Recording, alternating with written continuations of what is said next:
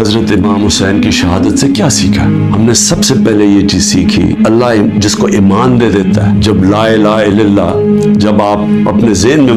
دعویٰ کر دیتے ہیں، پھر آپ کسی کے سامنے نہیں جھکتے۔ لا الہ الا اللہ کا مطلب آزادی، اور آزادی خوف سے بھی، آزادی اپنی میں سے بھی، اور وہ آتی ہے اللہ سے عشق کرنے سے۔ تو جب پتا تھا کہ وہ پوری کی پوری فوج سامنے کھڑی ہے، پیچھے نہیں ہٹے، جھکے نہیں، اور جو ان کی شہادت تھی، جس طرح علامہ اقبال کہتے ہیں کہ صدیوں تک مسلمان جب کھڑا ہوتا تھا ظلم کے خلاف، غلامی کے خلاف، لا الہ الا اللہ اور حضرت امام حسین کی جو شہادت تھی وہ ہمیشہ یاد رکھتا تھا۔ پتا ہوتے ہوئے ایک انسان کو کہ میں یہ جو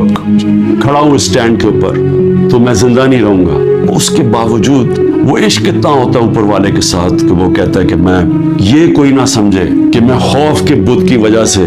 کسی کے سامنے جھک گیا ہوں۔ اور یہ ہوتا ہے کہ جس کی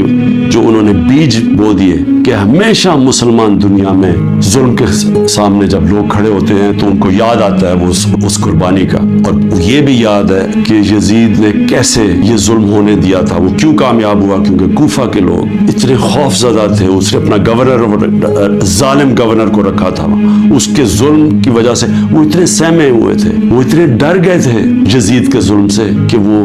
نکلے نہیں۔ انہوں نے اتنا بڑا ثانیہ اسلام کی تاریخ میں ہونے دیا، اور وہ ساری زندگی پچھتاتے رہے۔ تو آج میرے پاکستانیوں یہ یاد رکھیں، یہ جو ظلم کیا جا رہا ہے، آپ کے اوپر خوف ڈالا جا رہا ہے، جس وقت آپ نے یہ فیصلہ کیا کہ ہم رائے حق کے اوپر کھڑے ہیں، ہم ظلم کے سامنے نہیں جھکتے، ہم اپنی آزادی لے لیں گے، ہم یہ چھوٹا سا طبقہ جو ٹولہ اوپر بیٹھ کے سارے ملک کے وسائل کے اوپر بھی قابو کر کے بیٹھا ہے، اگر ان کے ظلم کے خوف کی وجہ سے ہم ڈر جائیں گے تو ہمارے سامنے بدترین قسم کی غلامی، اور اگر یہ اس موقع پہ، تاریخ کے اس موقع پہ ہم کھڑے ہو جائیں گے، ہم اپنے آپ کو آزاد کر دیں گے،